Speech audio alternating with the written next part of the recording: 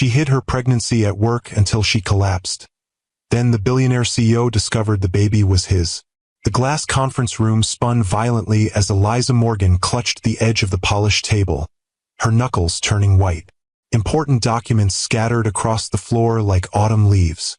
The faces of board members blurred into a kaleidoscope of shock and concern. Morgan! Marcus Reed's voice seemed to come from underwater as he lunged toward her. Eliza! Her knees buckled beneath her as darkness crept in from the edges of her vision. The last thing she saw before consciousness slipped away was the alarm in her CEO's steel-gray eyes, the same eyes that had looked at her with such intensity 7 months ago, on the night that had changed everything.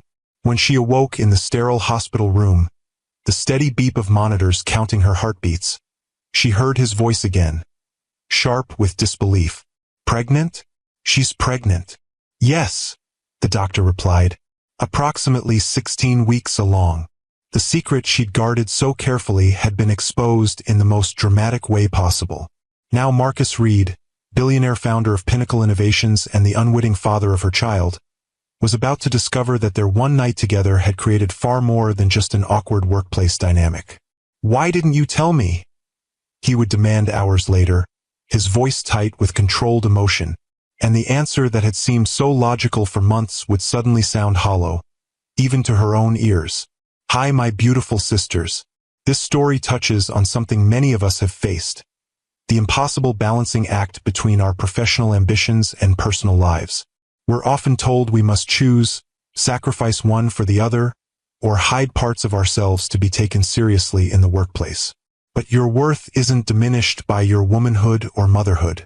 Your strength isn't measured by how much you can endure alone. Sometimes the bravest thing isn't pushing through by yourself, but allowing others to see your vulnerability and share your burdens. Remember, you deserve success without sacrificing your health, happiness, or authenticity. Your journey matters. All of it. And I hope this story reminds you that sometimes our most carefully constructed plans fall apart to make way for something even more beautiful. My name is Mr. Harrison, and today I'm sharing the remarkable story of Eliza Morgan, a brilliant strategist who thought she could control every variable in her life, until an unexpected pregnancy and a dramatic workplace collapse forced her to confront the one equation she couldn't solve alone. If you've ever hidden an important part of yourself to protect your professional image, or pushed your body beyond its limits to prove your worth, this story will resonate deeply. Give this video a like if you believe that sometimes our greatest strengths can become our greatest weaknesses when taken to extremes. 7 months before Eliza's collapse in that glass-walled conference room, she had been working late at Pinnacle Innovations headquarters. The city skyline glittered beyond the floor-to-ceiling windows, a constellation of lights against the velvet darkness.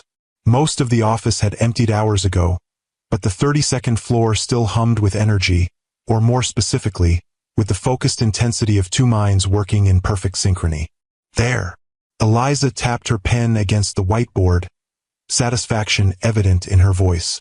If we approach the Meridian integration from this angle, we can exploit the vulnerability in their platform before they even realize it exists. Marcus Reed stood from his chair, moving closer to examine her work. At 42, the founder and CEO of Pinnacle Innovations carried his success like a well-tailored suit, comfortably, confidently, without ostentation. His presence filled any room he entered, not through bombast or intimidation, but through the quiet assurance of a man who knew exactly who he was and what he wanted. Brilliant, he murmured, studying the complex flowchart she'd created. Absolutely brilliant. Eliza tried to ignore the flutter of pride his praise evoked.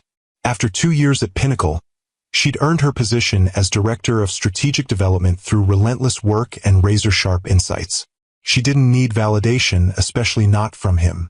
And yet, hearing appreciation from the notoriously demanding Marcus Reed felt like winning an Olympic gold medal. It's just pattern recognition, she said, downplaying her achievement. Meridian's architecture has fundamental flaws our Nexus platform can exploit. Don't do that. Marcus turned to face her, close enough that she could see the faint lines at the corners of his eyes, earned through years of intense focus. Don't diminish your work. What you've done here, he gestured to the whiteboard, is exceptional. You've just saved us months of development time and potentially millions in market advantage. The unexpected directness of his gaze made something shift in the atmosphere between them. For perhaps the first time, he wasn't looking at her as just another employee, another asset in his corporate arsenal. He was seeing her, truly seeing her, as an equal mind. "We make a good team, Morgan," he said, his voice rougher than usual, fatigue and something else threading through the words. "Eliza," she corrected, emboldened by the late hour and the heady rush of intellectual victory. "After 14 hours of collaborative genius, I think you can use my first name." His smile transformed his face, softening the sharp angles and revealing a glimpse of the man beneath the legend. "Eliza," he repeated, as if testing the shape of it on his tongue. The moments stretched between them, charged with something neither had anticipated. Later, Eliza would replay this instant in her mind countless times, wondering if she should have walked away. But in that moment, with the city lights painting shadows across his face, and the thrill of shared accomplishment humming in her veins, walking away seemed impossible. She never knew which of them moved first. Perhaps they both did, drawn together by the gravitational pull of minds that recognize something essential in each other. His lips found hers with surprising gentleness, a question rather than a demand. Her answer was to step closer, eliminating the last careful distance between them. What followed was both inevitable and impossible, a collision of minds and bodies that defied the careful professional boundaries both had maintained. One night of connection that left her breathless, exhilarated, and ultimately, alone in the morning light with nothing but a cryptic note on her desk. "Some equations have no elegant solutions." She'd understood the message perfectly. Marcus Reed didn't do relationships. His singular focus on building pinnacle from struggling startup to tech industry titan was legendary, as was his aversion to anything that might divert his attention from that goal. The business press regularly speculated about his personal life, but the truth was disappointingly mundane. There was no personal life to speak of. Pinnacle was his life, his child, his legacy. Eliza had respected the boundary he'd drawn. She'd returned to her role with professional detachment, interacting with Marcus in meetings and project reviews with no hint of what had transpired between them. If occasionally she caught him watching her with an unreadable expression, she pretended not to notice. They had both agreed, without words, to treat that night as an anomaly, a momentary lapse in judgment best forgotten. Until 6 weeks later, 2 pink lines on a plastic stick shattered her carefully reconstructed equilibrium. The bathroom floor was cold against Eliza's bare feet as she stared at the pregnancy test, willing the result to change. This was impossible. They had used protection. She was on birth control. The statistical probability of both failing simultaneously was minuscule. And yet there it was. Undeniable evidence that the universe had a crueler sense of humor than she'd anticipated. "This isn't happening," she whispered to her empty apartment. "This cannot be happening."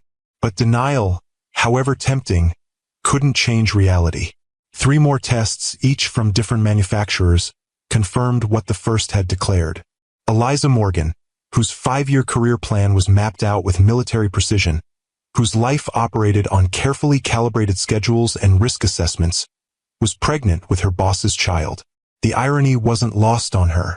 She, who prided herself on anticipating every contingency, had failed to account for the most basic biological outcome of her actions. She, who had built her professional reputation on strategic foresight, had been blindsided by the oldest complication in human history. For days, she moved through her life in a fog of disbelief, mechanically attending meetings, responding to emails, and pretending that her entire future hadn't just been thrown into chaos. At night, alone in her apartment, she researched her options with the same methodical thoroughness she applied to market analyses. Termination was the most logical choice. She was 34, single, at a critical juncture in her career. The Nexus platform launch, her brainchild, her potential pathway to the executive suite, was 6 months away. A baby didn't fit into this equation, especially not a baby whose father was her CEO, a man who had made it abundantly clear that personal entanglements had no place in his life. And yet, As the days passed and the initial shock receded, Eliza found herself increasingly unable to commit to that decision. Something shifted when she saw the tiny flicker of a heartbeat on the ultrasound screen at her first prenatal appointment. An appointment she'd scheduled just to understand all options, she told herself. Strong heartbeat. The technician had commented cheerfully. Everything looks perfect. Perfect. The word echoed in Eliza's mind as she left the clinic, the grainy ultrasound image tucked into her purse like contraband. Perfect wasn't a term she associated with this situation. Complicated, inconvenient, potentially disastrous. These were the adjectives that seemed appropriate. And yet, as weeks passed and the reality of her pregnancy settled into her consciousness, Eliza found herself making a decision that defied her usual logical calculus. She would keep this baby. She would become a mother, despite the complications, despite the potential career implications, despite the fact that Marcus Reed remained oblivious to the consequences of their shared night. The question of whether to tell him plagued her constantly. He had a right to know, ethically speaking. But what would that accomplish? He had made his position clear with that note. Some equations have no elegant solutions. Would he see this child as just another complication to be managed? Another variable disrupting his carefully ordered existence? More selfishly, what would disclosure mean for her professionally? Eliza had fought too hard for her position at Pinnacle to be reduced to a cliché, the employee who slept with the boss. She had watched other women in the company struggle to maintain their professional standing after announcing pregnancies. Diane from legal had returned from maternity leave to find half her clients redistributed. Melissa from marketing had been passed over for a promotion she'd been all but promised, the role going instead to a less qualified male colleague with fewer family commitments. No, Eliza decided. She would tell Marcus, but not yet. Not until after the Nexus launch, when her professional contribution would be undeniable, when she would have leverage and standing that couldn't be easily dismissed. 6 more months, that was all she needed. She could hide her condition for that long, maintain her professional momentum, secure her position. Then she would disclose everything and deal with the consequences from a position of strength rather than vulnerability. It was a perfect plan. Logical. Strategic. Exactly the kind of calculated risk assessment she excelled at. What she failed to calculate, however, was the toll this deception would take on her body. The first time Eliza fainted, she blamed it on the broken air conditioning. Summer in the city was brutal enough without being trapped on the 32nd floor of a glass tower that seemed designed to magnify heat rather than repel it. When she came to, sprawled inelegantly beside her desk with concerned colleagues hovering above her, she'd laughed it off. Just another perk of working in the world's most sophisticated greenhouse, she joked, accepting a paper cup of water from Tanya from accounting. But privately, the incident alarmed her.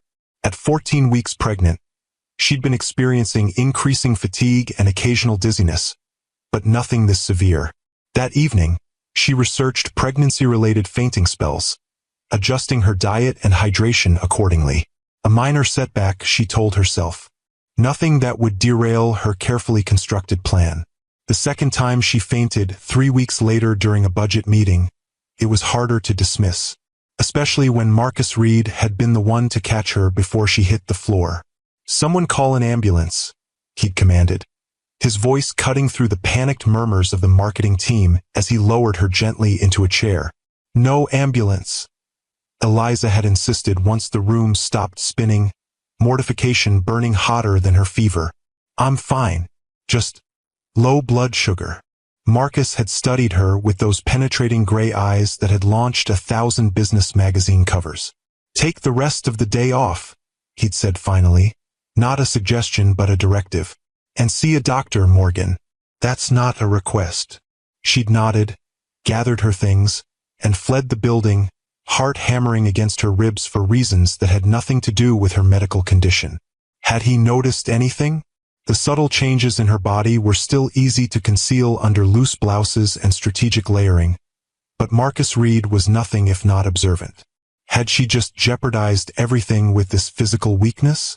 The doctor's expression was a practiced blend of compassion and professional detachment, as she reviewed Eliza's vitals later that day. "Your blood pressure is concerning, Ms. Morgan."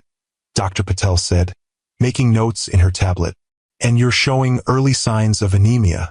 Neither is uncommon in pregnancy, but combined with the fainting spells.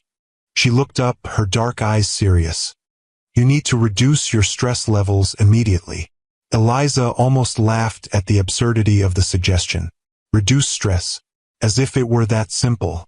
As if she weren't single, pregnant with her boss's child, and desperately trying to hide both facts while leading a critical company initiative that could make or break her career.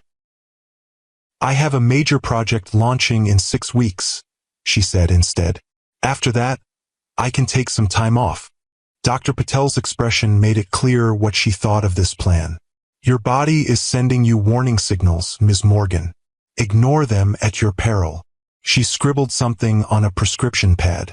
Iron supplements, twice daily, and I want to see you again next week. Eliza took the prescription, making non-committal noises about following up. As she gathered her things to leave, Dr. Patel added, and Ms. Morgan, at 16 weeks, most women have already informed their employers about their pregnancy. For planning purposes, if nothing else. The gentle prompt hung in the air between them. I'll handle it, Eliza said, the words feeling like pebbles in her mouth. Thank you, doctor. Outside the medical building, Eliza stood motionless on the sidewalk, letting the summer heat envelop her like a heavy blanket. Tell her employer, as if Marcus Reed were just some distant HR figure who would dispassionately arrange her maternity leave. You look like hell, Vivian declared, sliding into the booth across from Eliza at their regular lunch spot 2 days later. Always the supportive friend, Eliza replied dryly, pushing her barely touched salad around its bowl. Vivian leaned forward, lowering her voice despite the restaurant's ambient noise. Seriously, Liz, you're pale, you've lost weight instead of gaining it, and according to Tanya, you nearly passed out in the elevator yesterday. Tanya needs to mind her own business, Eliza muttered, though without real heat. Tanya from accounting was the closest thing Pinnacle had to an internal news network. She's worried about you. We all are. Vivian's expression softened. You can't keep pushing yourself like this. Not in your condition. Eliza glanced around nervously, though there was no one from Pinnacle within earshot. Vivian was the only person who knew about the pregnancy, and even she didn't know the identity of the father. Some secrets were too dangerous to share, even with your oldest friend. I'm handling it, Eliza insisted. The Nexus launch is in 5 weeks and 4 days. After that, I'll tell HR, take my leave, figure out everything else. Vivian's skeptical expression spoke volumes. And what happens when you collapse again? But this time you crack your head open on the way down. Or worse. That's not going to happen. It already happened twice. I'm taking iron supplements now, Eliza countered weakly. Vivian reached across the table, capturing Eliza's restless hands in her own. Listen to me. No project is worth risking your health or your baby's. Not even one as career-defining as Nexus. The truth of her friend's words landed like a physical weight on Eliza's chest. She knew Vivian was right. The rational part of her brain, the part that had earned her an MBA with honors and propelled her through the ranks at Pinnacle, recognized the foolishness of her plan. But the part of her that had grown up watching her brilliant mother repeatedly passed over for promotions in favor of less qualified men, the part that had fought for every opportunity in an industry still dominated by male voices, couldn't bear the thought of being reduced to a stereotype. I've worked too hard to get here, Viv, she said quietly. If I disclose the pregnancy now, in the middle of the most important launch in the company's history, that's all anyone will see when they look at me. Not my ideas, not my leadership, just... She gestured vaguely at her midsection, where the loose cut of her blouse still managed to conceal her condition. You don't know that, don't I? Eliza's laugh held no humor. You remember what happened to Diane in legal when she announced her pregnancy last year? How suddenly she was protected from high-stress cases. How she came back from maternity leave to find half her clients redistributed. Vivian sighed, unable to refute the example. Marcus isn't like the partners at Diane's firm. He values talent above everything. Does he? Eliza wanted to ask, Then why did he walk away so easily? But that wasn't fair. Marcus hadn't known about the pregnancy when he'd left that note. He'd simply been doing what they'd both silently agreed was best, maintaining the professional relationship that benefited them both, preventing one night of weakness from complicating the corporate dynamic they'd perfected.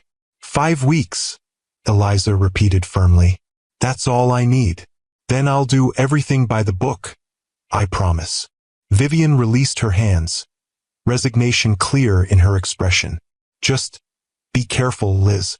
Some things can't be planned or controlled, no matter how detailed your strategy.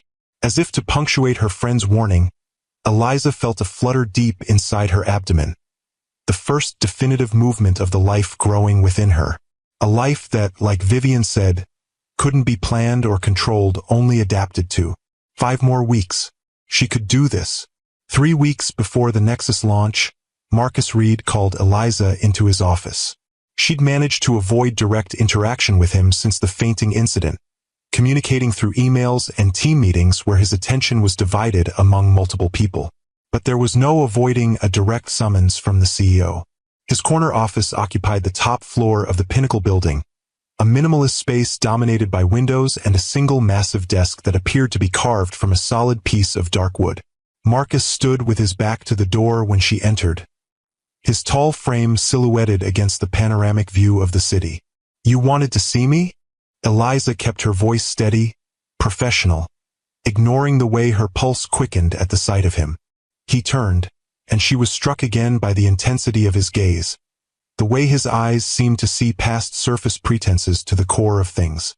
Had he always looked at her this way, or was it new since that night? The board has concerns about the Nexus timeline, he said without preamble. Specifically, whether we're pushing too aggressively given the complexity of the integration. Eliza felt a flicker of alarm. The launch date had been her recommendation, based on months of market analysis and competitive intelligence. The timeline is ambitious but achievable, she replied. Delaying would give Meridian Systems time to address the vulnerabilities in their platform that Nexus exploits.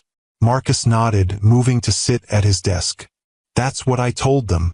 But they want reassurance from the architect of the strategy. He gestured to the chair across from him. They've requested your presence at tomorrow's emergency board meeting. 8 a.m. Eliza remained standing, mind racing. A board presentation meant preparation, likely an all-nighter given the short notice.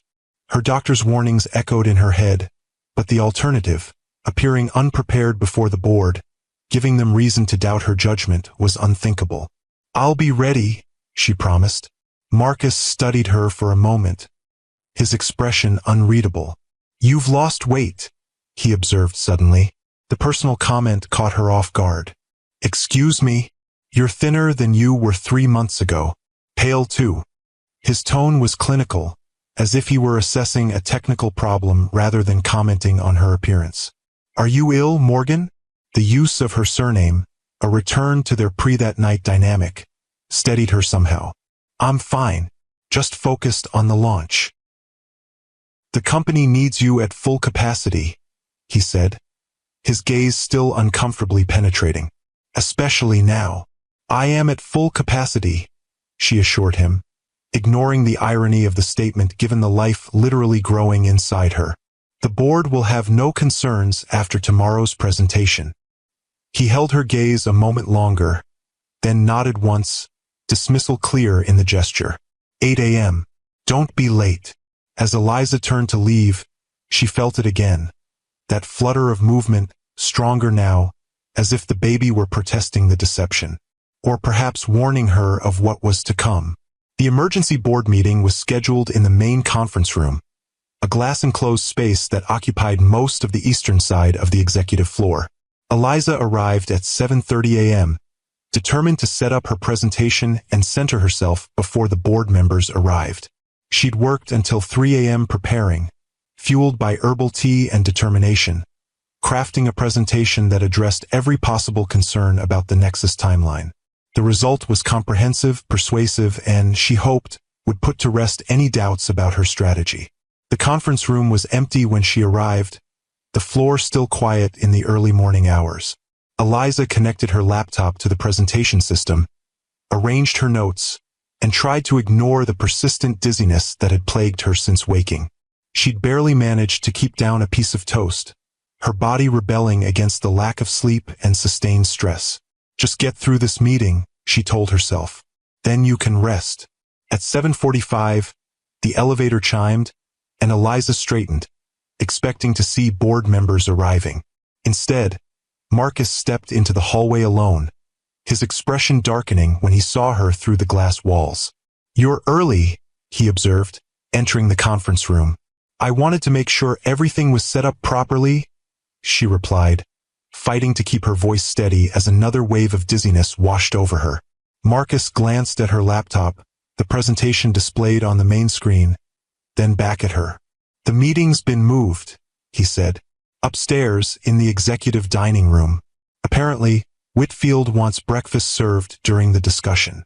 Gerald Whitfield was the board's most senior member, a venture capitalist who'd backed Pinnacle in its earliest days. His preferences tended to become requirements. "Oh," Eliza tried to process this change through the fog that seemed to be descending over her thoughts. "I'll need to move my setup." "Leave it," Marcus said. "IT can handle the transfer. We should head up now. Whitfield is already on his way." Eliza nodded, gathering her notes with hands that felt oddly disconnected from her body. The room tilted slightly as she stood, and she gripped the edge of the conference table to steady herself. "Morgan." Marcus's voice seemed to come from very far away. "Are you all right?" "Fine," she managed, though the word emerged slurred. "Just need to." The room tilted again, more severely this time, and Eliza felt herself falling, papers scattering from her hands like startled birds. The last thing she registered before darkness claimed her was the alarm in Marcus Reed's eyes as he lunged toward her, too late to prevent her collapse. Consciousness returned in fragments.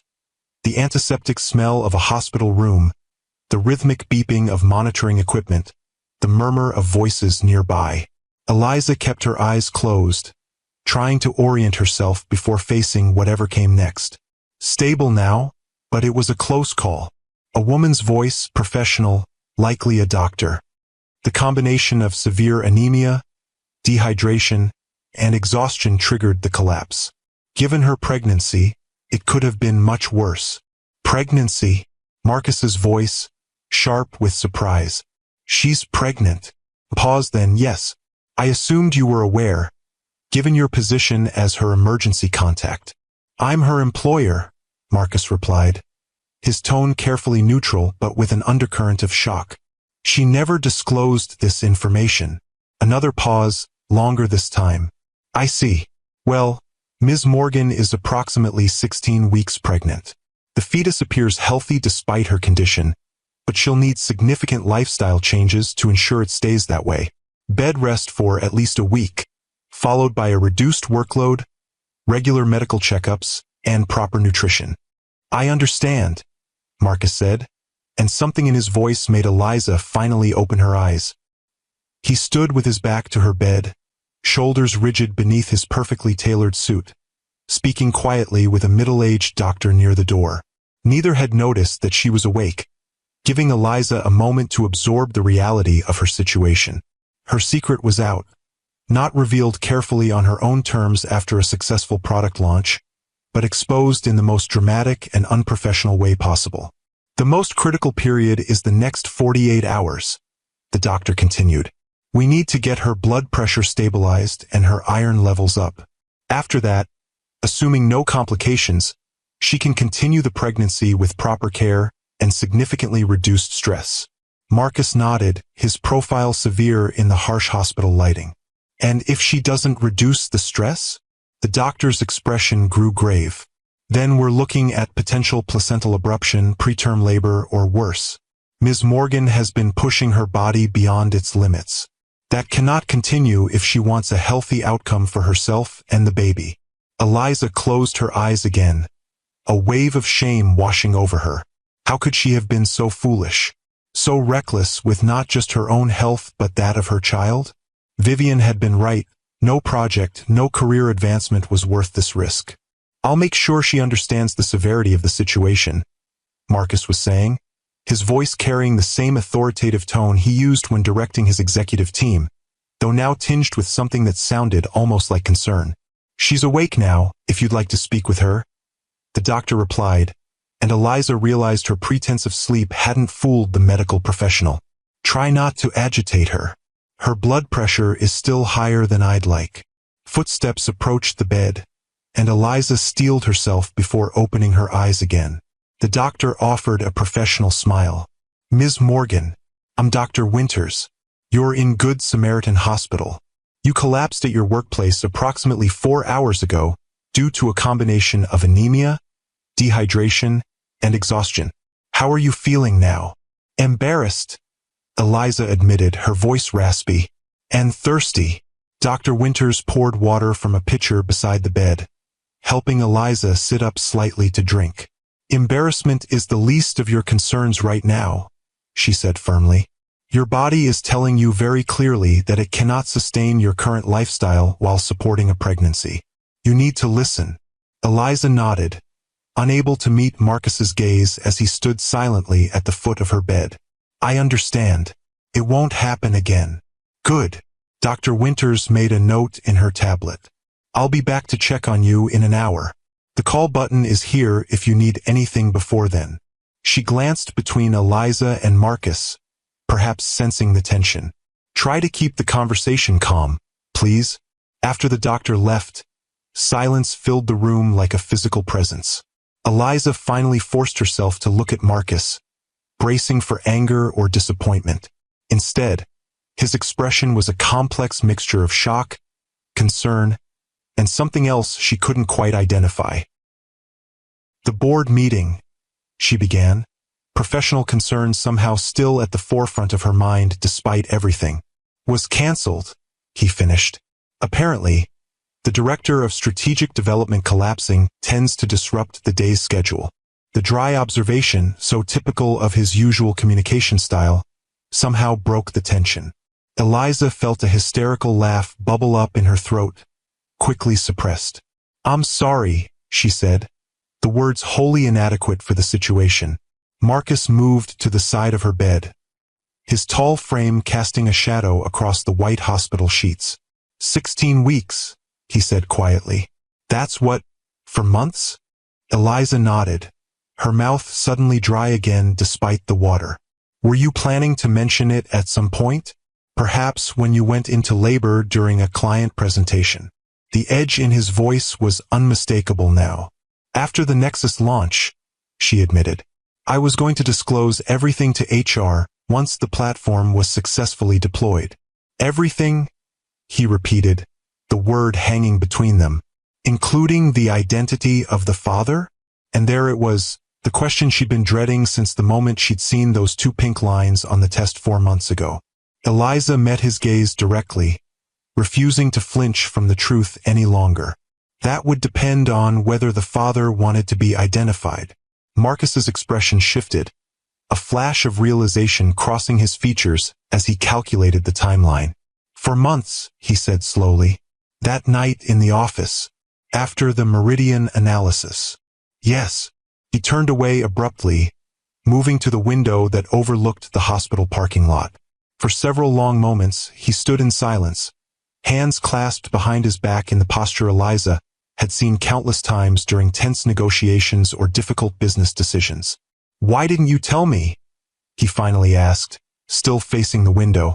The question was so vast, with so many possible answers, that Eliza struggled to find the right words. At first, I wasn't sure about any of it, whether I would continue the pregnancy, what it meant for my career, for my life. She paused, gathering her thoughts. And then, after I decided to keep the baby, I didn't want it to change how you saw me professionally. I didn't want to be just another complication in your life. Marcus turned back to face her, his expression softened by something that might have been understanding. So instead, you worked yourself to the point of collapse, risking your health and the baby's all to prove. What exactly? That you could handle everything alone. Put that way, her decision seemed not just reckless but arrogant. I thought I could manage until after the launch, she said quietly. I thought my body would cooperate with my timeline. Your body, Marcus observed dryly, appears to have other priorities. Despite everything, Eliza felt a smile tug at her lips. So I've discovered. Marcus moved back to her bedside, his expression serious again. The doctor was clear about what happens next. Bed rest, followed by a significantly reduced workload. But the Nexus launch will proceed without your direct involvement, he interrupted firmly. Your team is capable, and I'll personally oversee the final preparations. Panic flared in Eliza's chest. Marcus, please. This project is everything I've worked for. I can scale back, delegate more, but I need to be there for the launch. What you need, he countered, is to accept that circumstances have changed. The Nexus platform will launch whether you're physically present or not. Your health and the health of our child is not negotiable. Our child. The words hung in the air between them, the first acknowledgement of a connection that went beyond their professional relationship or even that single night. I never expected this, Eliza admitted, her hand unconsciously moving to rest on her abdomen. Any of it. Nor did I, Marcus replied, his gaze following the movement of her hand. But here we are. Here we are, she echoed softly. A tentative knock at the door interrupted the moment. Vivian peered in, her expression a mixture of concern and relief at seeing Eliza awake. The nurse said I could come in for a few minutes, she explained, glancing uncertainly between Eliza and Marcus. I can come back later if... No, please, Eliza said quickly. Come in. Marcus straightened, professional mask sliding back into place. I should check in with the office. The team will need direction on the board's concerns. He moved toward the door, then paused, looking back at Eliza. We'll continue this discussion when you're stronger. In the meantime, follow the doctor's orders. That's not a request. After he left, Vivian rushed to Eliza's side, grasping her hand tightly. You scared the hell out of me, she said, voice thick with emotion. When they called to say you were in the hospital. I'm okay, Eliza assured her, though the words felt hollow given her current state. Or I will be with rest. Vivian's expression turned serious. So, that was Marcus Reed leaving your room, looking very concerned. She hesitated, then asked directly, Liz, what's going on? The nurse mentioned something about your pregnancy being at risk. Eliza sighed, knowing it was time for the full truth. Viv, there's something I never told you about the baby's father. Vivian's eyes widened as understanding dawned. No, she whispered, glancing toward the door where Marcus had just exited. Marcus? Marcus Reed is the father. Her voice rose in disbelief. How? When? Remember that night I stayed late working on the meridian analysis? About 16 weeks ago. Oh my God. Vivian sank into the chair beside the bed, genuinely shocked. You and the CEO. The actual, literal founder of the company. She shook her head, processing this revelation. That's why you've been so secretive. That's why you were so determined to wait until after the Nexus launch. Yes, Eliza admitted. And now he knows. About everything. And, Vivian leaned forward, still visibly stunned by the news. And nothing yet. It's complicated. Vivian gave a slightly hysterical laugh. Understatement of the century. She ran a hand through her hair, still looking dazed. What happens now? It was the question Eliza had been asking herself since regaining consciousness. What did happen now? Her carefully constructed plans had collapsed along with her body, leaving her in uncharted territory. I rest, she said finally. I take care of myself and this baby, and I figure out the rest as I go. That doesn't sound like the Eliza Morgan I know, Vivian observed, recovering some of her composure. Where's the 5-year plan? The contingency strategies? Eliza smiled ruefully. Currently being rewritten. It turns out some variables can't be controlled, no matter how detailed your spreadsheets. As if in agreement, she felt a strong kick from within, the most definitive movement yet from the life she carried. A life that had already changed everything, forcing her to reconsider not just her professional priorities but her fundamental approach to existence. For someone who had built her career on strategic planning and careful risk management, the path ahead was terrifyingly undefined. But as she rested her hand where she'd felt the kick, Eliza realized that for the first time in her adult life, she was ready to embrace the uncertainty. Some equations, as Marcus had once written, have no elegant solutions, but perhaps they could find a way forward together, step by uncertain step. If you've ever had your carefully laid plans completely upended by life's unexpected turns, give this video a like. Sometimes the universe has other ideas about our perfect timelines, and the true test of character is how we adapt when control is no longer an option. 3 days later, Eliza was released from the hospital with strict instructions for home care and a follow-up appointment scheduled for the following week. To her surprise, Marcus was waiting in the hospital lobby when she emerged from the elevator, wheelchair-bound as per hospital policy despite her protests. "I thought Vivian was picking me up," she said, unable to hide her confusion. "Change of plans," he replied, offering no further explanation as he led the way to where his car waited at the curb, a sleek black sedan with tinted windows. The drive passed in silence, Eliza too exhausted from the simple act of leaving the hospital to initiate conversation. It wasn't until the car turned onto an unfamiliar tree-lined street in an upscale neighborhood that she realized they weren't heading to her apartment. "Where are we going?" she asked, straightening in her seat. "My home," Marcus answered, his tone matter-of-fact. "It has the space and amenities you'll need for your recovery. Your friend Vivian packed some of your things. They've already been delivered." Eliza stared at him, momentarily speechless. "You can't just decide that for me," she finally managed. Marcus turned to look at her, his expression softening slightly.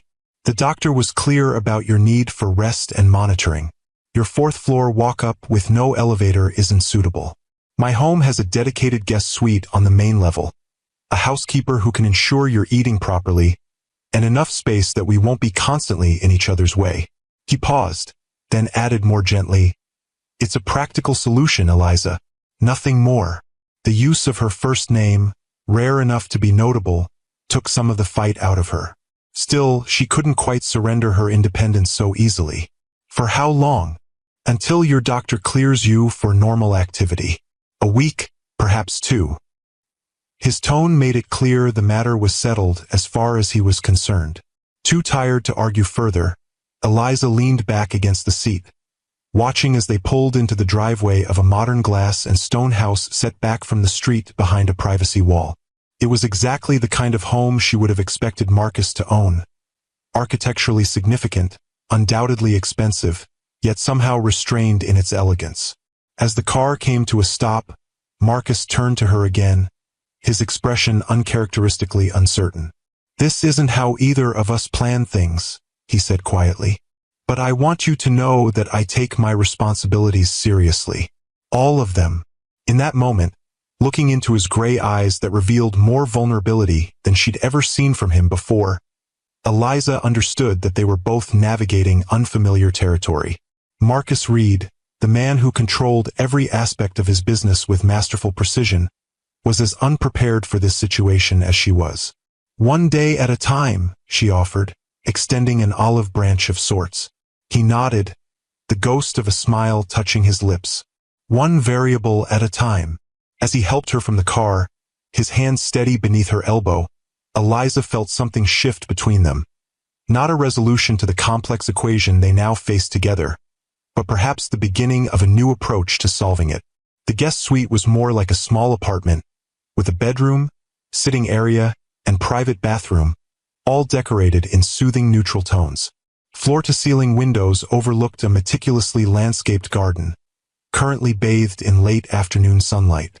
"Mrs. Chun has prepared the room," Marcus explained, referring to his housekeeper. "She'll bring dinner at 6. Is there anything else you need?" Eliza glanced around the elegant space, so different from her cozy but cramped apartment.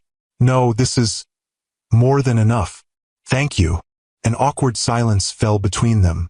For all his decisive action in bringing her here, Marcus now seemed uncertain of his next move. It struck Eliza that for perhaps the first time in his adult life, he was in a situation with no clear protocol, no business strategy to follow. "I have some calls to make," he said finally. "Rest. We can talk more tomorrow."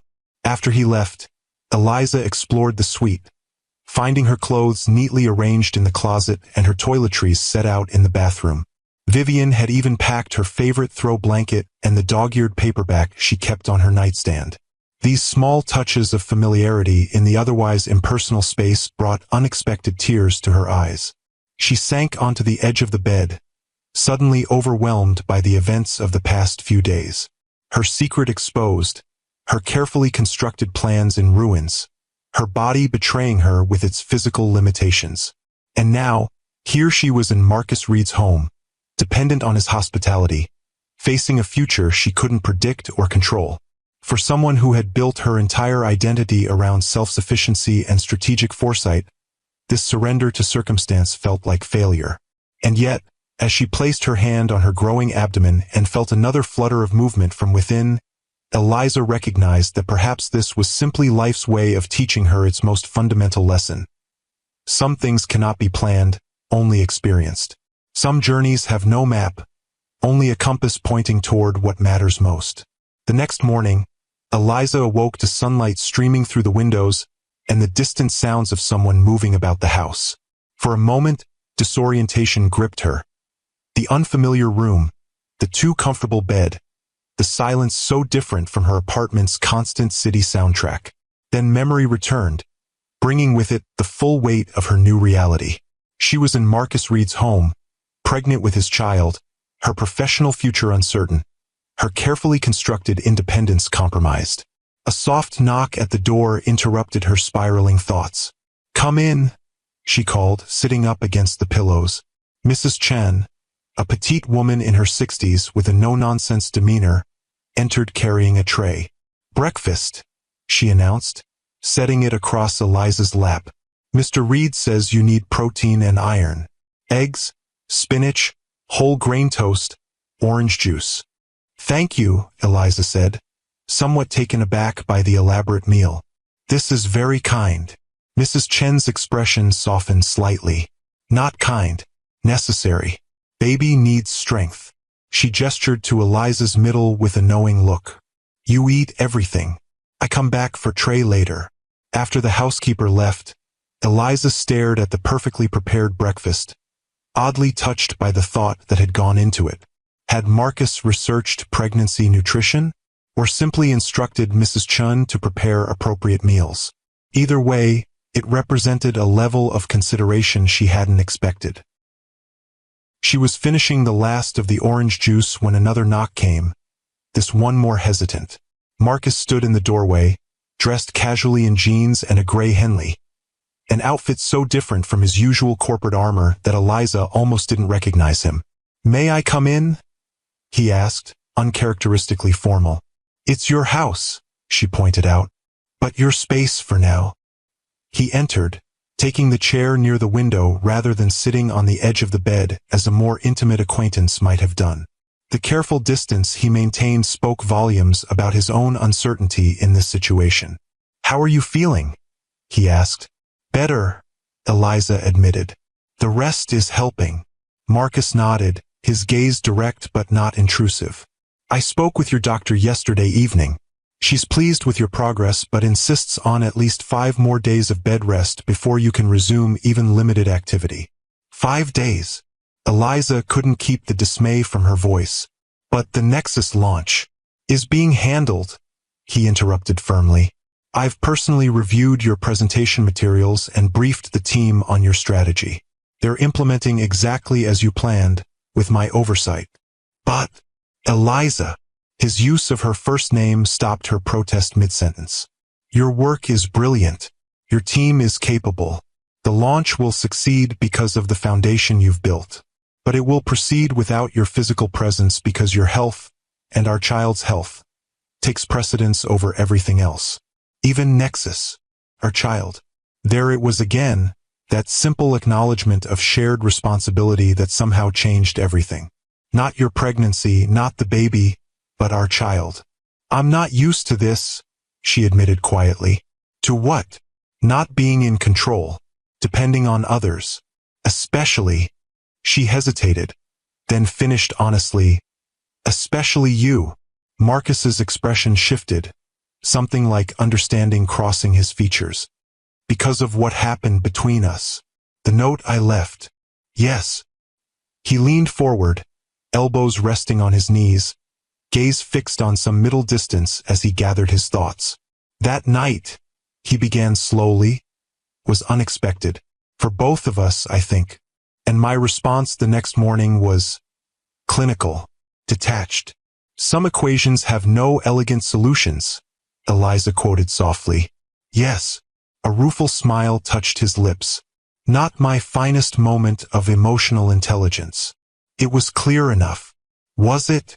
He looked at her directly now. I meant that there was no perfect resolution to what had happened between us. We work together. I'm your CEO. The power dynamics alone make any personal relationship problematic. But I never meant to suggest that what happened was meaningless or that you were disposable. The admission hung in the air between them, unexpectedly vulnerable from a man known for his emotional restraint.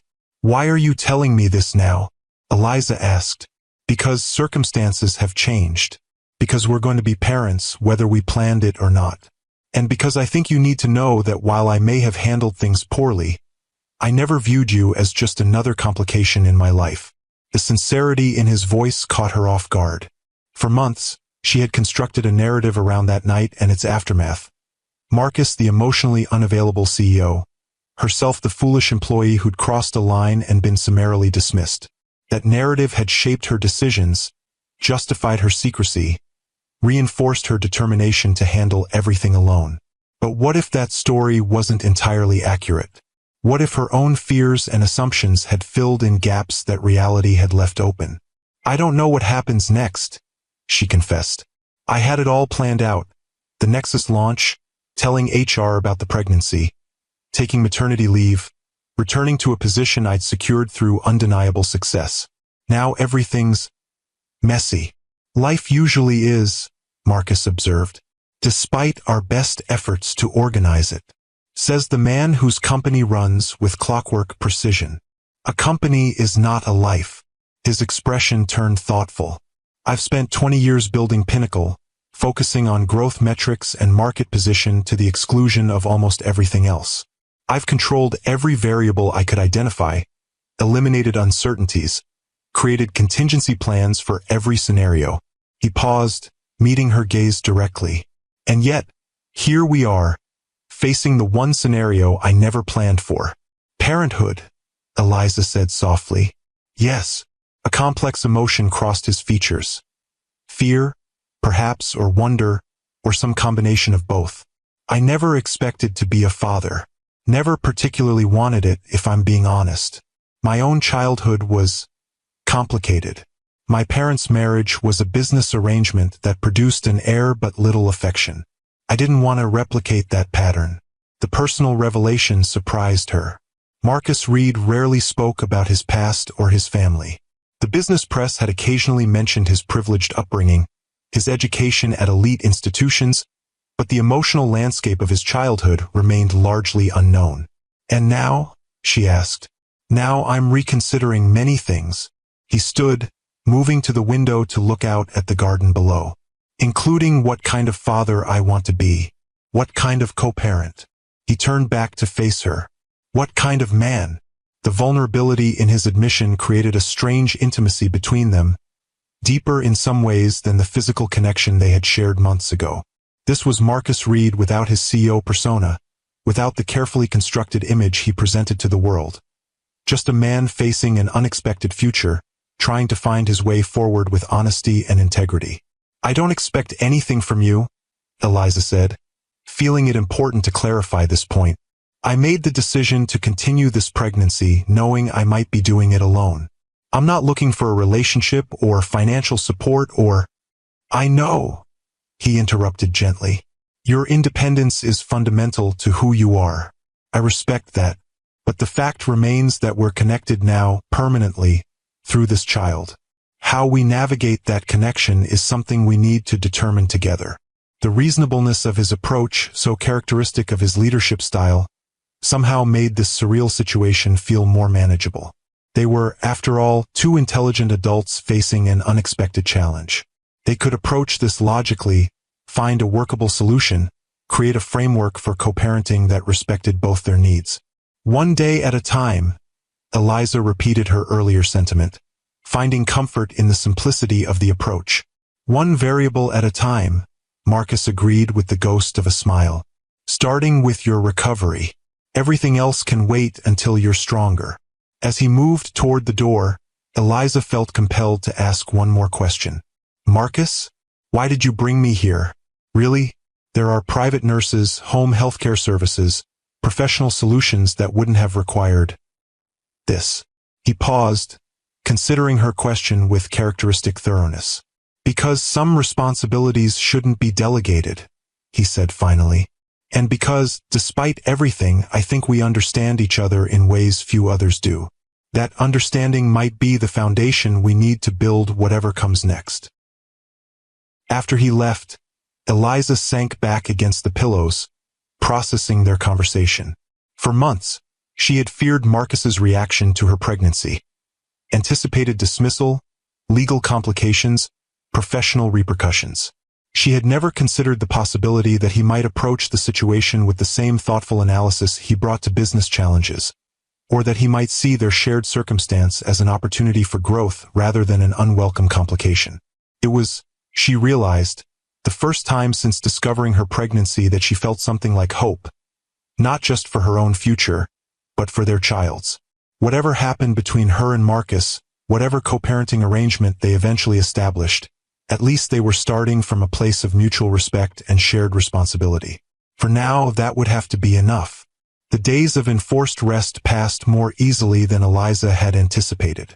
To her surprise, Marcus proved to be an attentive but unobtrusive host, checking in regularly but respecting her privacy, ensuring her needs were met without making her feel smothered or invalid.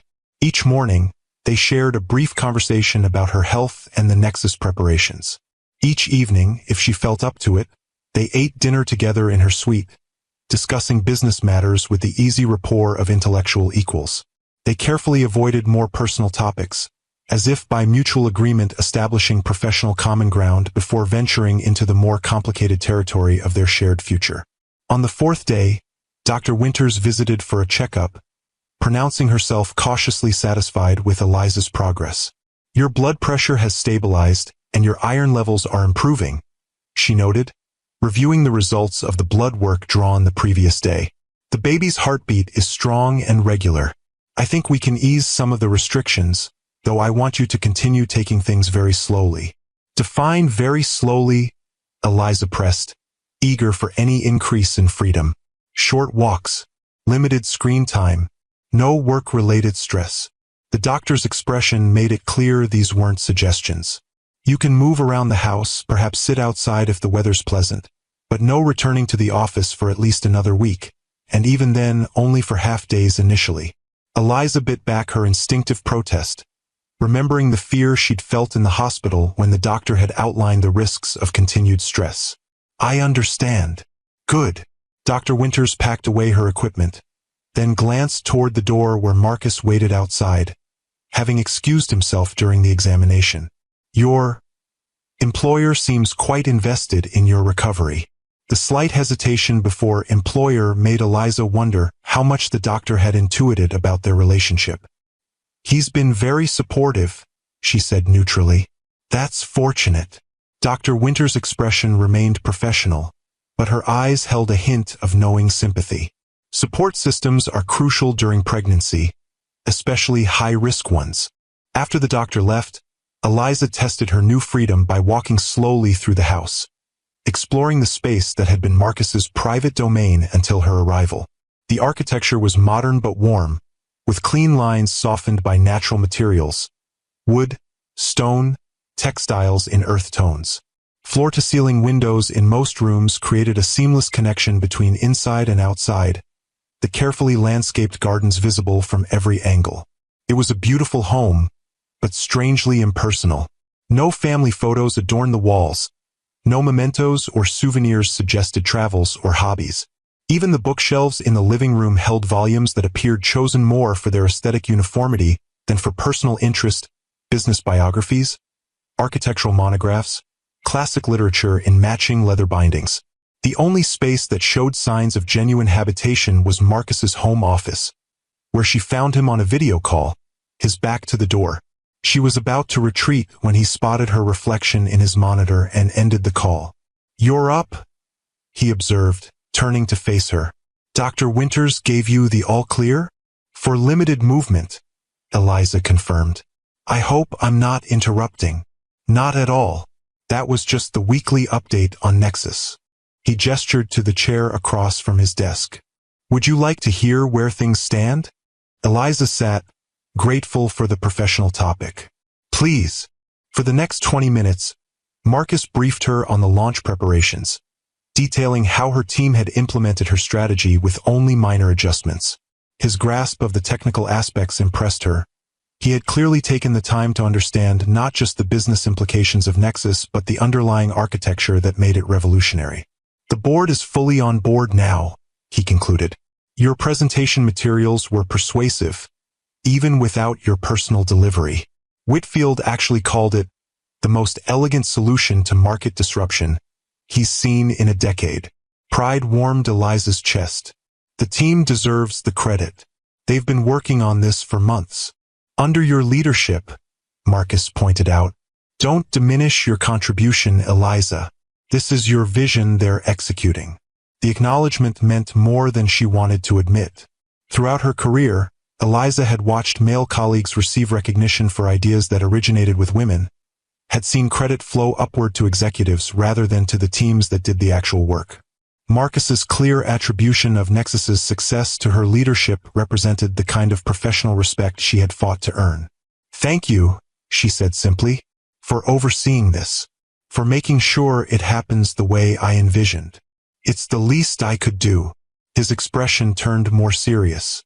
"Especially given that your condition is partially my responsibility."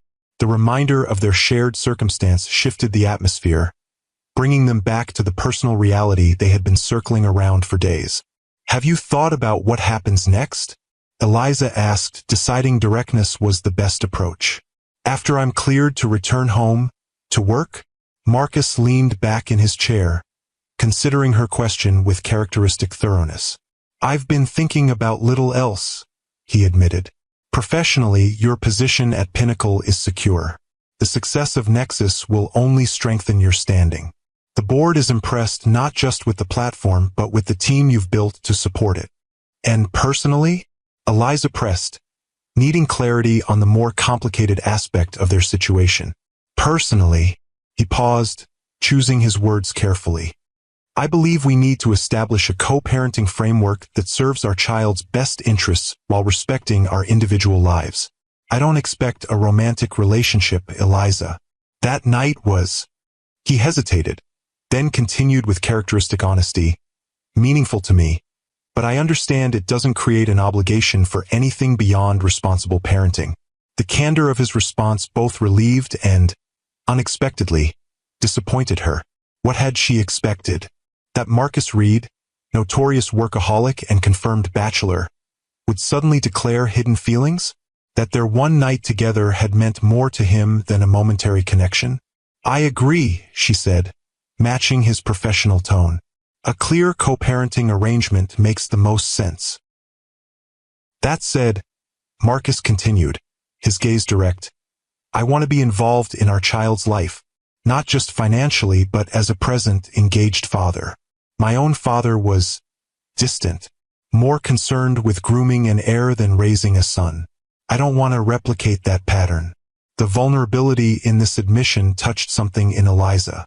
For all his wealth and power, Marcus Reed carried his own wounds, his own determination to do better than the generation before him. "I wouldn't keep you from your child," she assured him. "Whatever our personal relationship, our baby deserves to know both parents." Relief flickered across his features. "Thank you. I wasn't sure, given how long you kept the pregnancy from me, whether you wanted my involvement." "That wasn't about keeping you from the baby," Eliza clarified, feeling it important he understand her reasoning. It was about protecting my professional standing, about not being reduced to just the employee who got pregnant by the CEO. Marcus winced slightly at the blunt phrasing. Is that how you think I would have seen you? How the company would have treated you? I don't know, she admitted, but I've watched other women's careers derailed by pregnancy and motherhood. I've seen the subtle ways they're sidelined, passed over, protected from challenging assignments. I didn't want that to happen to me, especially not with Nexus so close to launch. Understanding dawned in his expression. So you plan to establish your success first, then disclose the pregnancy from a position of strength. Exactly. A strategic approach, he acknowledged with a hint of admiration, though perhaps not accounting for all variables. Like my body's refusal to cooperate with my timeline? Eliza smiled ruefully. No, that wasn't in my risk assessment. The shared moment of humor eased the tension between them, creating a bridge across the awkwardness of their situation. For the first time since her collapse, Eliza felt they were finding their way toward a new equilibrium. Not as CEO and employee, not as one-time lovers, but as two adults linked by unexpected circumstance, trying to navigate a path forward with integrity and mutual respect. We'll figure this out, Marcus said, as if reading her thoughts. One step at a time. One variable at a time, she agreed, finding comfort in what was becoming their shared mantra. As the days passed and Eliza's strength returned, she and Marcus settled into an unexpected rhythm of coexistence. Mornings began with breakfast in the sunroom, where they reviewed Nexus updates and discussed broader industry trends with the easy rapport of intellectual equals. Afternoons found Eliza resting in the garden or taking short walks around the property, sometimes alone, sometimes with Marcus when his schedule permitted. Evenings were the most surprising development. Rather than retreating to his office after dinner as she had expected, Marcus often joined her in the living room, where they discovered a shared appreciation for classic films and obscure documentaries. These quiet hours, with conversation flowing naturally between professional topics and more personal revelations, created a foundation of friendship neither had anticipated. I never pictured you as a Hitchcock fan, Eliza commented one evening as the credits for Rear Window rolled across the screen. There's a lot you don't know about me, Marcus replied, his tone lighter than usual. Despite our professional proximity. True enough, she studied him in the dim light. This man who had been her boss, her lover, and now her unexpected companion in the strangest chapter of her life. I know the public Marcus Reed, brilliant founder, demanding CEO, business visionary. But the private person? That's still largely a mystery. By design, he admitted. I learned early that privacy was a form of power. The less people know about you, the less they can use against you.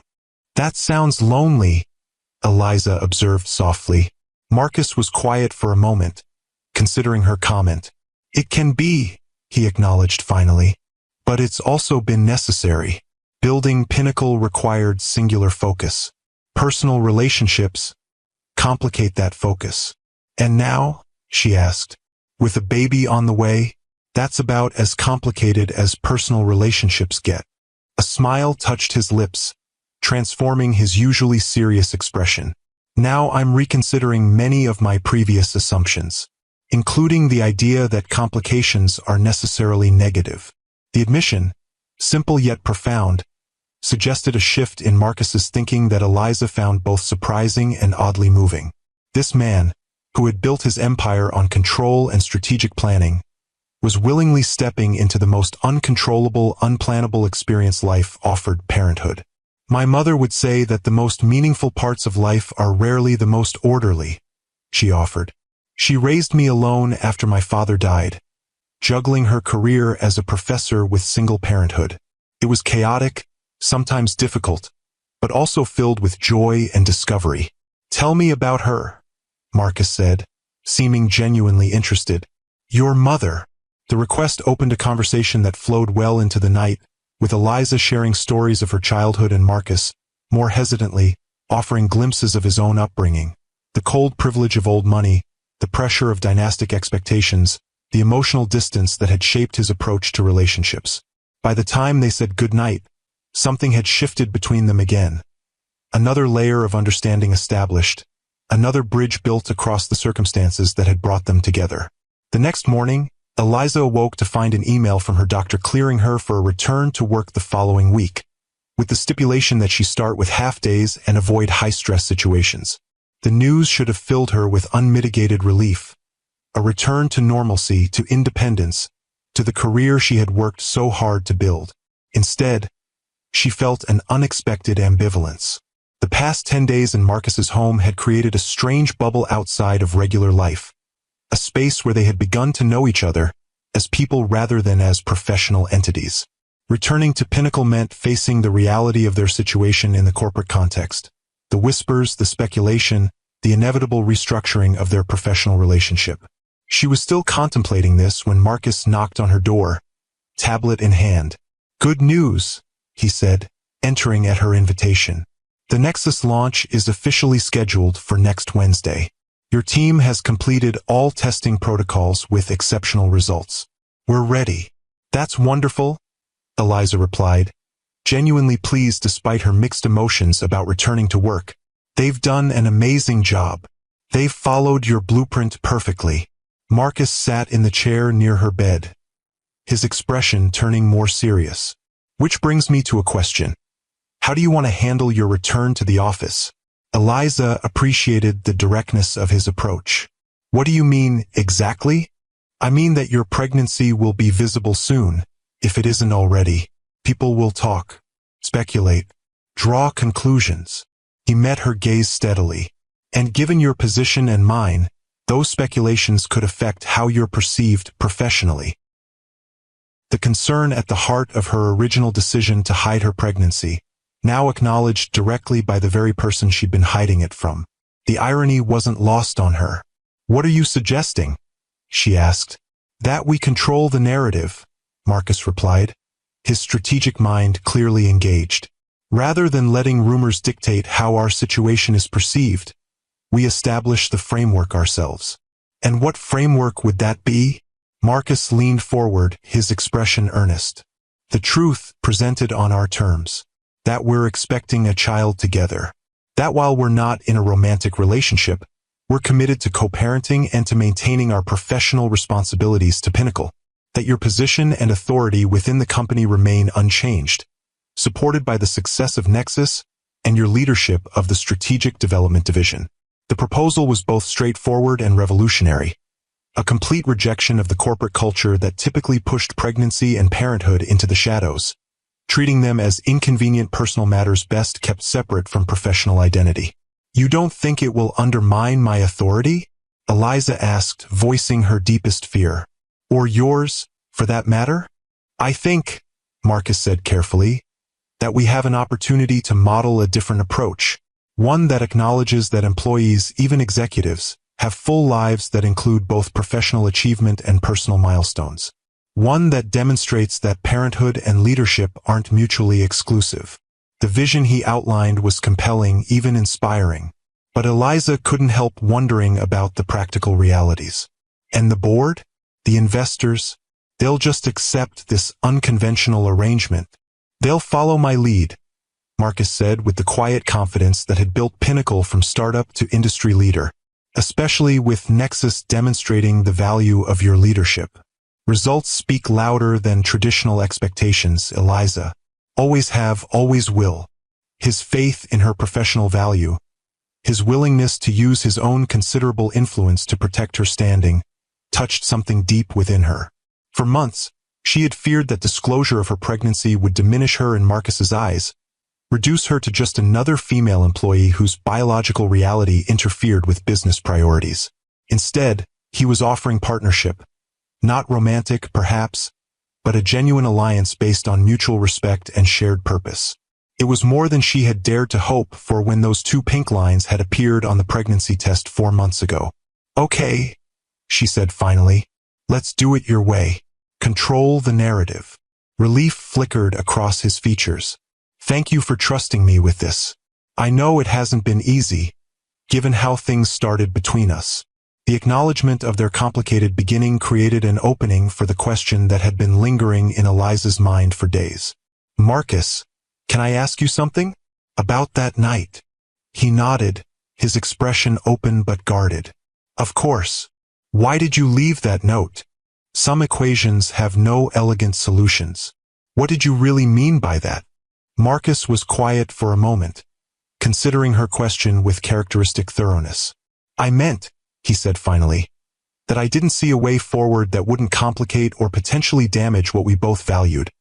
Our professional relationship, your career trajectory, the dynamic we'd established as colleagues. I thought a clean break was the kindest option. And now," Eliza pressed, "do you still believe there's no elegant solution to this?" She gestured vaguely between them, encompassing their shared history, their current situation, the child that connected them. "Now," he said slowly, "I'm beginning to think that perhaps I was asking the wrong question. Maybe life isn't about finding elegant solutions. Maybe it's about embracing the complexity and finding beauty in the mess." The philosophical turn surprised her, revealing a depth to Marcus's thinking that went beyond the strategic brilliance for which he was known. This was the man beneath the CEO, the person behind the public persona, thoughtful, evolving, capable of reconsidering long-held assumptions. "That's quite an evolution for someone who built an empire on controlling variables," she observed. A smile touched his lips, genuine and unguarded. "Parenthood seems to require a different approach. At least that's what all the books suggest." "You're reading parenting books?" The image of Marcus Reed, billionaire CEO, poring over guides to infant care and child development was both incongruous and oddly endearing. "Research is the foundation of informed decision-making," he replied, a hint of defensiveness in his tone. "I prefer to be prepared." Eliza couldn't help but laugh, the tension of their serious conversation breaking. "Some things can't be prepared for, Marcus. Trust me on this." His answering smile transformed his face, creating a moment of genuine connection that transcended their complicated circumstances. "I'm beginning to understand that, and strangely, I find I'm almost looking forward to the unpredictability." As he left to take a business call, Eliza found herself contemplating this new version of Marcus Reed, the man who was cautiously embracing uncertainty, who was reading parenting books and planning how to protect her professional standing, who was revealing himself to be far more complex and adaptable than she had ever imagined. Perhaps, she thought, they were both evolving. She toward accepting help and sharing control, he toward finding value in the unplannable aspects of life. Perhaps this unexpected pregnancy, which had seemed like such a complication, was actually creating space for growth neither of them had anticipated. One variable at a time, they were finding their way forward. Not to an elegant solution, perhaps, but to something potentially more meaningful. A genuine partnership built on mutual respect, shared responsibility, and the gradual discovery of each other beyond professional roles and first impressions. For now, that felt like progress enough. The morning of Eliza's return to Pinnacle dawned clear and bright, a perfect late summer day that belied her inner turmoil. Standing before the mirror in her apartment, she had insisted on returning home once Dr. Winters cleared her for normal activity. She studied her reflection with critical eyes. At 18 weeks pregnant, her condition was becoming more difficult to conceal. The loose silk blouse she'd chosen skimmed over her slightly rounded abdomen, but anyone looking closely would notice the change in her silhouette. By the end of the day, after she and Marcus made their announcement, speculation would be replaced by certainty. "You can do this," she told her reflection, straightening her shoulders. "You've faced tougher challenges." But had she? In her professional life, Eliza had navigated corporate politics, market downturns, and ruthless competitors. She had built strategies that transformed business models and led teams through seemingly impossible deadlines. Yet none of those challenges had felt as personally exposing as walking into Pinnacle today, knowing that by day's end, her private life would become public knowledge. Her phone chimed with a text from Marcus. "Car downstairs whenever you're ready. No rush." The offer of transportation was practical. Her apartment was a 20-minute drive from Pinnacle headquarters, but it also represented something more significant. By arriving together, They would be making a statement before any official announcement. It was the first step in controlling the narrative, as Marcus had put it. Taking a deep breath, Eliza gathered her bag and headed downstairs. Marcus waited beside a sleek black SUV, dressed in his usual impeccable suit, but with an unusual tension evident in his posture. When he saw her, something in his expression softened. "Ready?" he asked simply. "As I'll ever be," she replied with a wry smile. The drive passed in companionable silence, each lost in their own thoughts about the day ahead. It wasn't until they were pulling into the private parking beneath the Pinnacle building that Marcus spoke again. "We don't have to do this today," he said, surprising her with the unexpected offer of delay. "If you need more time." "No," Eliza interrupted gently. "Today is right. The Nexus launch is next week. Better to address this now, before that takes center stage." He nodded, accepting her decision. "How do you want to handle it?" "I've scheduled a meeting with HR for 10 o'clock, but beyond that, the approach is up to you." The deference to her preferences touched Eliza deeply. Throughout this unexpected journey, Marcus had consistently respected her agency, offering support without imposing control.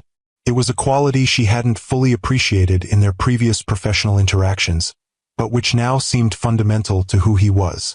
"Let's meet with HR together," she decided.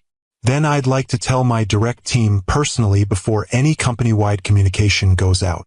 "Of course." He hesitated, then added, "And afterward, there will be questions, reactions. Some supportive, others perhaps less so. Afterward, we do our jobs," Eliza said firmly. "We demonstrate through actions rather than words that nothing fundamental has changed about our professional capabilities or commitment." A smile touched Marcus's lips, admiration evident in his gaze. "You're remarkable, you know that?" The unexpected compliment brought warmth to her cheeks. "I'm just practical. It's more than that." He turned to face her fully, his expression serious. "Your strength, your clarity of purpose, your refusal to be defined by circumstances rather than choices, these are rare qualities, Eliza. Qualities our child will be fortunate to inherit." The sincerity in his voice created a moment of connection that transcended their complicated history. This wasn't flattery or manipulation. It was genuine appreciation from someone who recognized and valued her essential character. "Thank you," she said simply, unable to articulate the complex emotions his words evoked.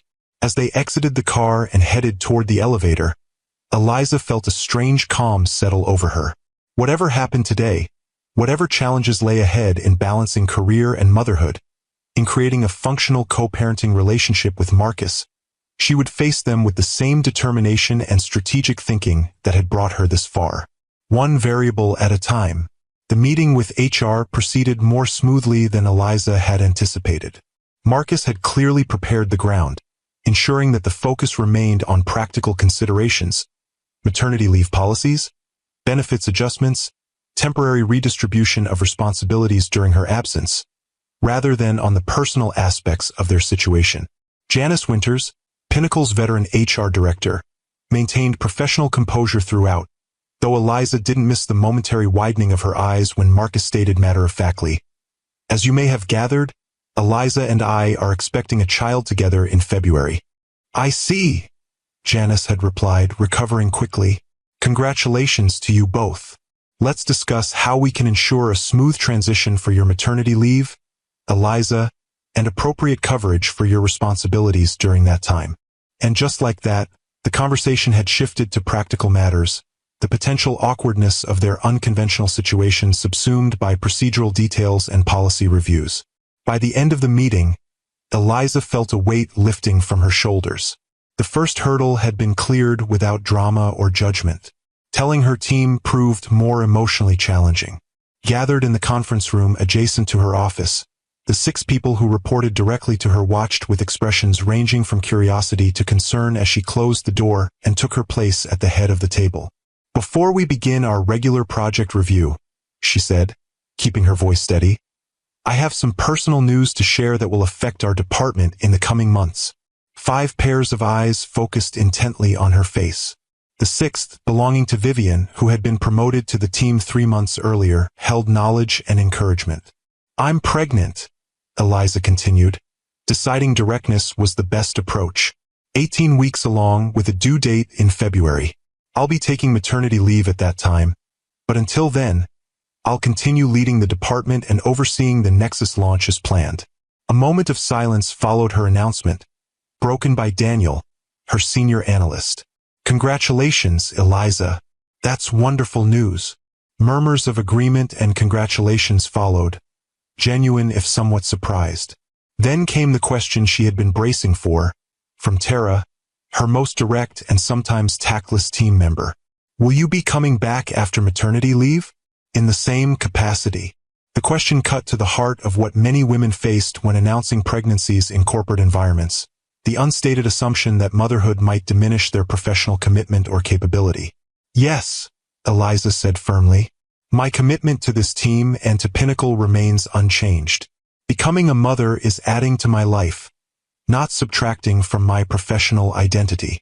Satisfaction flickered across Vivian's face at this response, while the others nodded with varying degrees of understanding.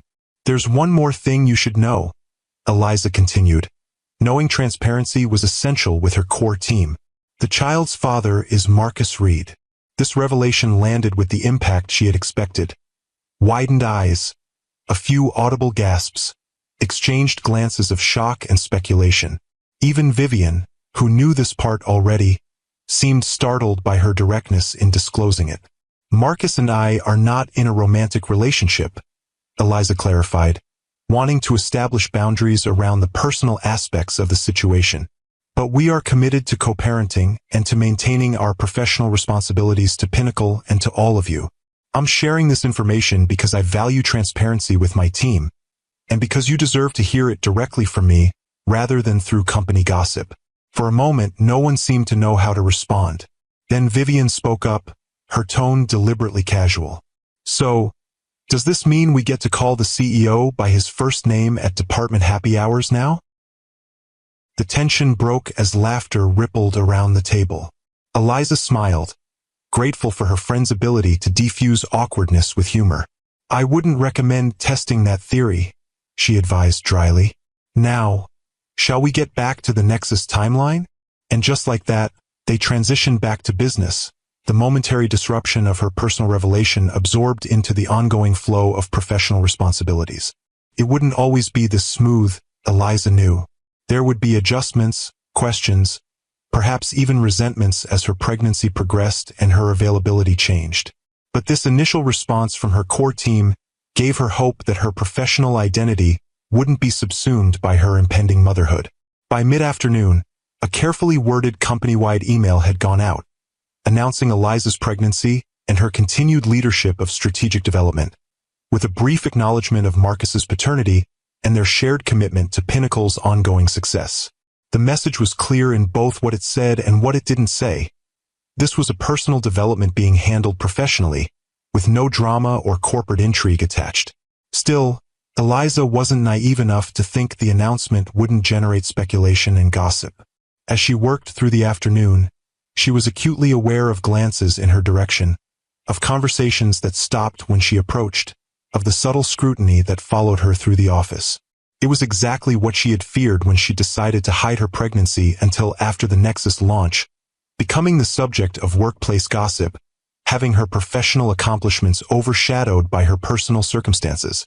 The irony that her collapse had forced exactly the scenario she'd been trying to avoid wasn't lost on her. At 5 o'clock, a knock on her office door interrupted her review of the final Nexus testing protocols. Marcus stood in the doorway, his expression unreadable. "Do you have a moment?" he asked. "Of course." She gestured to the chair across from her desk, noting the formal distance he maintained, appropriate given their workplace setting and the day's revelations. "How has it been?" he asked once the door was closed, his tone suggesting he understood exactly what she'd been experiencing. "About as expected," Eliza replied honestly. "Some genuine congratulations, some awkward avoidance, plenty of whispers when they think I can't hear." Marcus nodded, unsurprised. "It will settle down." People are naturally curious about the personal lives of their leaders, especially when those lives take unexpected turns. But ultimately, they care more about their own careers than about our private business. I hope you're right, she sighed, allowing herself a moment of vulnerability now that they were alone. I just hate feeling like I've become the pregnant executive instead of the architect of Nexus. You're both, Marcus pointed out gently, and more, just as I'm both CEO and expectant father, along with many other identities. People's tendency to fixate on a single aspect of someone else's life doesn't diminish the fullness of that life. The philosophical observation surprised her, revealing again the thoughtful person behind Marcus's efficient professional persona. These glimpses of his deeper nature had become more frequent during her stay at his home, creating a foundation of friendship that transcended their complicated history. When did you get so wise? She asked, a smile softening her words. I've always been wise, he replied with mock seriousness. You're just finally noticing. The shared moment of humor eased the tension of the day, reminding Eliza that whatever challenges lay ahead, she wasn't facing them alone. Marcus might not be her romantic partner, but he was proving to be a steadfast ally in navigating this unexpected journey. I actually came to invite you to dinner, he continued, his tone shifting back to casual. There's a new restaurant in Tribeca that's supposedly impossible to get into, but the chef is an old friend. I thought we might celebrate surviving day one of our public co-parenting adventure. The invitation caught Eliza off guard. During her recovery at his home, they had shared meals as a matter of practicality. This was different, a deliberate choice to spend time together outside of necessity. Won't that fuel speculation? She asked, genuinely curious about his thinking. Us dining together publicly after today's announcement? Probably, he acknowledged with a shrug. But people will speculate regardless of what we do. We might as well enjoy a good meal while they talk. His nonchalance about potential gossip represented a freedom Eliza had never permitted herself, the ability to act according to personal preference rather than careful calculation of others' perceptions. It was both unsettling and strangely liberating to consider adopting even a fraction of that approach. Okay, she decided, surprising herself with the ease of her acceptance. Dinner sounds nice. The restaurant was indeed exclusive, a small space with only 12 tables, each separated from the others by clever architectural elements that created an illusion of privacy without isolation. The chef, a tall woman with a shock of silver hair, greeted Marcus with genuine warmth before leading them to a corner table with views of both the open kitchen and the quiet street outside. Mira and I went to culinary school together, Marcus explained after they were seated. Before I decided technology was my true calling. You went to culinary school? Eliza couldn't hide her surprise at this previously unknown facet of his background. A smile touched his lips. For a year between undergrad and business school. My father considered it a waste of time, but it was the first decision I made purely for myself rather than for the family legacy. I had no idea you were interested in cooking. There's a lot we don't know about each other, he observed, echoing a comment from one of their evenings at his home. Despite our professional proximity and our current situation, the gentle acknowledgement of the unusual path that had brought them to this moment, colleagues to lovers to co-parents, all within the span of less than a year, created an opening for the kind of personal conversation they had begun to explore during her recovery. As the meal progressed through exquisite courses paired with wines, for Marcus, and sophisticated non-alcoholic concoctions, for Eliza, they found themselves sharing stories and perspectives that had little to do with Pinnacle or their impending parenthood. Marcus spoke of his year in culinary school and his ongoing love of cooking, a hobby he rarely had time to indulge. Eliza described her college years studying abroad, her passion for architectural photography, her dream of someday writing a book about women pioneers in technology. By the time dessert arrived, a deconstructed chocolate creation that the chef delivered personally with a wink at Marcus, Eliza realized they were having the kind of date they had skipped over in their unusual progression from professional acquaintances to expectant parents. The thought brought a flush to her cheeks that had nothing to do with the ambient temperature of the restaurant. What is it?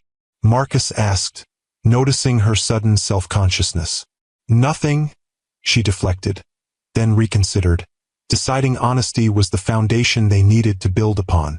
Actually, I was just thinking that this feels like a date, he finished when she hesitated. Yes, she met his gaze directly, curious about his perspective. Is that what this is? Marcus considered the question with characteristic thoroughness, neither rushing to confirm nor hurrying to deny. I'm not sure there's a conventional label for what we're doing, he said finally. We're getting to know each other as people rather than as professional roles. We're exploring whether the connection we felt that night 7 months ago was purely circumstantial or based on something more substantial. We're laying groundwork for a relationship that will need to sustain us through 2 decades of co-parenting. The thoughtfulness of his response, so different from the glib assurances or awkward deflections another man might have offered, reminded Eliza why she had been drawn to Marcus in the first place. His mind, his clarity, his ability to face complex situations directly, these qualities had attracted her long before physical proximity had sparked more immediate chemistry. And if it is a date? She pressed, surprising herself with her boldness. Would that complicate things further, or simplify them? A smile touched his lips, genuine and unguarded. I think that depends on how it goes. The subtle shift in atmosphere between them, from the careful distance of co-parents navigating a complex situation to the tentative possibility of something more personal, created a new awareness as they finished their meal and stepped out into the warm evening air. Walk for a bit? Marcus suggested, nodding toward the quiet streets of Tribeca, less crowded now that the dinner hour had passed. Eliza nodded, falling into step beside him. The city at night had always been one of her favorite environments.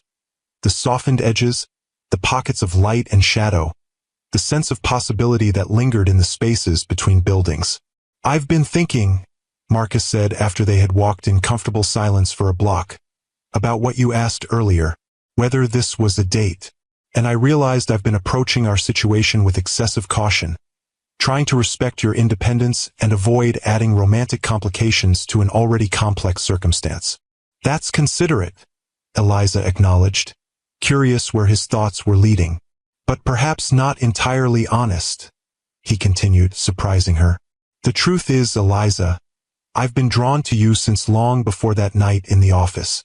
Your mind, your determination, the way you see connections others miss. These things fascinated me from our first strategic planning session 2 years ago. The admission caught her off guard. In her own narrative of their relationship, physical attraction had momentarily overwhelmed professional boundaries that night 7 months ago, creating an anomaly rather than revealing an underlying pattern. You never indicated any personal interest, she said, thinking back over their interactions before that night. Of course not. You were a valued employee. I was your CEO. The power dynamics made any expression of personal interest inappropriate at best, potentially exploitative at worst. His principles, so clearly articulated, explained much about his behavior both before and after their night together. That's why I left that note. Not because what happened meant nothing, but because it meant something I didn't know how to reconcile with our professional relationship. They had stopped walking now, standing in the pool of light from a street lamp, the city's ambient noise creating a cocoon of privacy around their conversation. And now, Eliza asked, her heart beating faster despite her attempt at composure. What's changed? Everything, Marcus replied simply. The pregnancy has already altered our professional dynamic beyond repair. The careful boundaries we both maintained, have been irreversibly crossed. We're going to be parents together, regardless of any other aspect of our relationship. He paused, his gaze direct and unflinching, which means the reasons I held back before no longer apply. We're already connected in the most profound way possible. The question now is whether we explore the full potential of that connection, or limit it to co-parenting alone. The clarity of his analysis, so characteristic of his approach to business challenges, now applied to the most personal of questions, created a strange intimacy between them. This was Marcus Reed stripped of corporate armor, offering not just vulnerability but a vision of possibility she hadn't allowed herself to consider. I don't know what to say, Eliza admitted, the the strategic thinker momentarily at a loss for words. "You don't need to say anything right now," he assured her. "This isn't a business negotiation with a deadline. It's a conversation we can continue as we navigate everything else."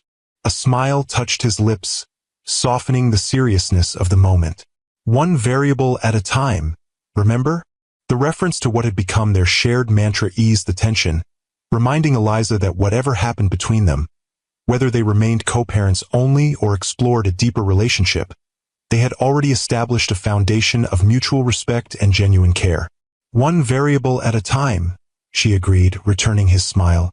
As they resumed walking, now in the direction of where his car waited to take her home, Eliza felt a curious lightness despite the complexity of their situation. For months, she had approached her pregnancy as a problem to be managed, a complication to be minimized, a secret to be protected. Tonight, for the first time, she glimpsed the possibility that it might instead be the beginning of something unexpected but potentially wonderful. Not just the child growing within her, but a relationship built on genuine connection rather than circumstantial necessity. The week leading up to the Nexus launch passed in a blur of final preparations, media briefings, and technical checks. To Eliza's relief, the initial wave of gossip following their announcement subsided quickly, replaced by the more immediate excitement of what industry analysts were calling the most significant platform innovation of the year. Marcus had been true to his word, ensuring that Eliza received full credit for her vision and leadership while simultaneously protecting her from the most stressful aspects of the launch process. It was a delicate balance, supporting without undermining, shielding without sidelining, and his skillful navigation of it deepened her appreciation for his emotional intelligence, a quality often overlooked in assessments of his business acumen. The night before the launch, Eliza worked late in her office, reviewing the presentation she would deliver to key clients and media the following morning. A knock at her door revealed Marcus, jacket discarded, sleeves rolled up, looking as focused as she felt. "Final preparations?" he asked, nodding toward her computer screen. "Just some tweaks to the demonstration flow," she confirmed. "Everything else is ready." He entered, taking the chair across from her desk. "The team has done exceptional work." "You've done exceptional work." "We all have," she acknowledged, including him in the praise. His personal involvement in the final stages of development had accelerated several key features, his technical background proving as valuable as his business leadership. "How are you feeling?" he asked, his gaze dropping briefly to her midsection, where her pregnancy was now unmistakable in the fitted dress she wore. "Surprisingly good," Eliza admitted. "The extra rest has helped, and apparently the second trimester really is easier than the first." "I'm glad." His expression softened with genuine concern. "And you're sure you're up for tomorrow? The full presentation, the media interviews?" "Absolutely," she assured him, touched by his consideration but determined to fulfill her professional role. "This is what I've been working toward for over a year. Wild horses couldn't keep me away." A smile touched his lips. "I never doubted your determination. Just wanted to make sure you know you have support if you need it." The simple assurance that help was available but not imposed, that her judgment was trusted, that her professional moment wouldn't be taken from her, exemplified what Eliza had come to appreciate most about Marcus's approach to their situation. He respected her agency even while offering protection, a balance few men in positions of power managed to achieve. "Thank you," she said simply, "for everything these past few weeks. The way you've handled this, all of it has been," she searched for the right word, "remarkable." "I've just tried to do what's right," he replied, a hint of self-consciousness in his tone. "For you, for our child, for the company." Most people find it difficult to balance even two of those priorities, let alone all three. Marcus was quiet for a moment, considering her observation. "Perhaps because they see them as inherently conflicting," he said finally. "I've come to believe they're more aligned than I once thought. Your well-being, our child's future, Pinnacle's success. These aren't separate concerns to be traded off against each other. They're interconnected parts of a whole." The philosophical turn reminded Eliza of their conversations during her recovery at his home, Those quiet evenings when the CEO had given way to the man, revealing depths of thought and feeling that his professional persona rarely displayed. That's a significant evolution from the Marcus Reed who wrote "Some equations have no elegant solutions," she observed with a gentle smile. "I'm learning," he acknowledged, returning her smile with one of his own. Slowly, perhaps, but learning nonetheless. The moment of connection between them, intellectual, emotional, rooted in shared experience and growing understanding, felt more intimate than their single night of physical passion had been. This was a different kind of closeness, built day by day through honest conversation and mutual support rather than momentary attraction. "We should both get some rest," Marcus said, breaking the spell as he rose from the chair. "Tomorrow's a big day." "Yes," Eliza agreed, saving her presentation and shutting down her computer. "The biggest." As they walked together toward the elevator, maintaining professional distance yet sharing an awareness that transcended corporate boundaries, Eliza felt a curious sense of completion. Whatever happened tomorrow with the Nexus launch, whatever developed between her and Marcus in the months ahead, whatever challenges parenthood brought to both their lives, they had already achieved something significant. A partnership based on respect, honesty, and genuine care. One variable at a time, they were creating something neither had planned but both now valued. Not an elegant solution, perhaps, but a meaningful one. The Nexus launch exceeded even the most optimistic projections. Industry analysts praised the platform's revolutionary approach to data integration. Early adopters reported efficiency improvements beyond initial estimates, and Pinnacle's stock price jumped 12% by closing bell. By any metric, it was an unqualified success. For Eliza, however, the most significant moment came not during her flawlessly delivered presentation or the enthusiastic client reception that followed, but in a quiet exchange backstage just before she stepped into the spotlight. "Ready?" Marcus had asked, adjusting his tie in the reflection of a darkened monitor. "Ready," she'd confirmed, smoothing her dress over her visible pregnancy, no longer hidden but incorporated into her professional presence. He turned to her then, his expression serious. "Whatever happens out there, though I have no doubt it will be brilliant, I want you to know something." "What's that?" "That watching you these past months, your strength, your vision, your ability to adapt to circumstances neither of us planned, has changed how I see everything." The uncharacteristic hesitation in his voice had caught her attention, revealing the personal significance of what might otherwise have sounded like professional praise. "You've shown me that control isn't the only path to success, that vulnerability can be a form of strength, that some of life's most meaningful developments can't be strategized or scheduled." The sincerity in his words had touched something deep within her, creating a moment of connection more powerful than any they had shared before. This wasn't just her CEO acknowledging her professional contribution, or even the father of her child offering personal support. This was a man of extraordinary achievement and self-discipline acknowledging that she had changed him, had opened pathways of thought and feeling he hadn't previously explored. "Thank you," she'd said simply, words inadequate to express the complex emotions his acknowledgement evoked. Then, in a gesture that bridged their professional partnership and personal connection, he'd offered his hand to lead her onto the stage, not taking over, not diminishing her moment, but standing beside her as they presented their shared vision to the world. Now, hours later, as the launch celebration wound down in Pinnacle's expansive lobby, Eliza found herself watching Marcus from across the room. He moved easily among investors and media representatives, his natural charisma enhanced by the day's success, yet she noticed how frequently his gaze sought her out, checking that she wasn't overextending herself, silently communicating shared triumph across the crowded space. "You two have developed quite the connection," Vivian observed, appearing at Eliza's side with a glass of sparkling water. "And I don't just mean the obvious."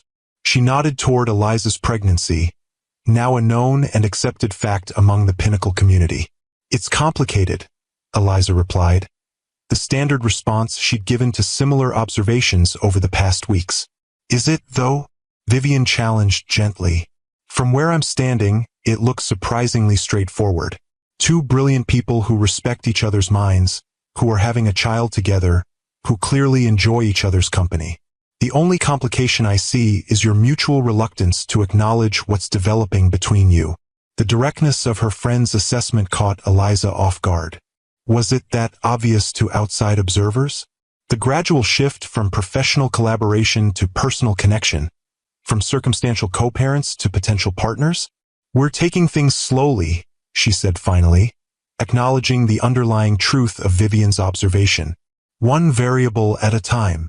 Vivian smiled at the phrase she'd heard Eliza use before. "Well, from a statistical perspective, I'd say the variables are trending in a clear direction." Before Eliza could respond, Marcus approached, his expression warm as he joined their conversation. "The board is ecstatic," he reported. "Whitfield just called Nexus the most significant platform innovation since cloud computing." "High praise from a man who usually communicates in grunts and frowns," Vivian commented with a grin. "Well-deserved praise," Marcus corrected, his gaze fixed on Eliza with unmistakable admiration. "This is your vision realized." "Our vision," she amended, acknowledging his contributions to the final product. "The team's vision. And on that collaborative note, I'll leave you two to your mutual admiration society," Vivian said with a knowing smile, slipping away to join another group of colleagues. Left alone in their small pocket of relative privacy amid the celebration, Eliza and Marcus shared a moment of quiet satisfaction. Not just in the day's professional success, but in the personal journey that had brought them to this point. "How are you feeling?" Marcus asked, his concern genuine. "It's been a long day. Tired but exhilarated," Eliza admitted, "and ready to sit down somewhere quiet for a while." Understanding immediately, Marcus guided her toward a secluded seating area near the building's impressive atrium, shielded from the main celebration by a living wall of tropical plants. As they settled onto a comfortable bench, the sounds of the party muted by distance and vegetation, Eliza felt the day's tension begin to ease from her shoulders. "You were magnificent today," Marcus said quietly. "Every aspect of your presentation, your handling of the technical questions, your media interviews, flawless." "Thank you." She accepted the praise without deflection, having learned through their evolving relationship that diminishing her achievements didn't serve either of them.